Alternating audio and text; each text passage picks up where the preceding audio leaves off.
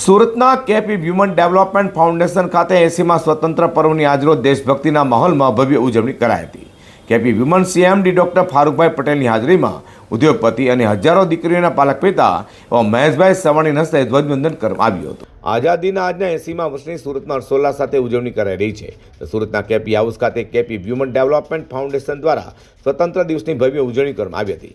KP ગ્રુપના CMD doctor ફારૂકભાઈ પટેલની હાજરીમાં મુખ્ય અતિથિ તરીકે સેવા કાર્ય માટે જાણીતા ઉદ્યોગપતિ અને હજારોના પિતા વિહોણી દીકરીઓના પાલક પિતા મહેશભાઈ સવાણી ઉપસ્થિત રહેવા પામ્યા હતા।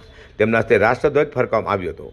કેપી ગ્રુપના CMD doctor Farukbhai Patel, vice chairman professor Sunil Maheshwari, Hasan Patel સહિત આગેવાનો સ્ટાફની ઉપસ્થિતિમાં સમગ્ર કેમ્પસ દેશભક્તિને રંગે રંગાઈ ગયું હતું।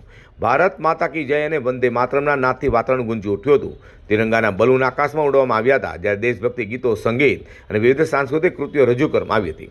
બાળકોને ઇનામોનું વિતરણ પણ કરાયું હતું। ઉદ્યોગપતિ મહેશભાઈ સવાણીએ દેશની એકતા અને અખંડિતતા જાળવવાનો સંદેશ આપ્યો છે, જ્યારે કેપી ગ્રુપના સીએમડી ડૉક્ટર ફારૂક પટેલે ભારતને વિશ્વમાં અવ્વલ બનાવવા સતત મહેનત કરવાની અપીલ કરી હતી। સુરતમાં 80મા સ્વતંત્ર પર્વની ભવ્ય ઉજવણી કરાઈ રહી છે, ત્યાં સુરતના કેપી ગ્રુપ ખાતે યોજેલા ભવ્ય ધ્વજવંદન કાર્યક્રમમાં દેશભક્તિના દર્શન થયા હતા।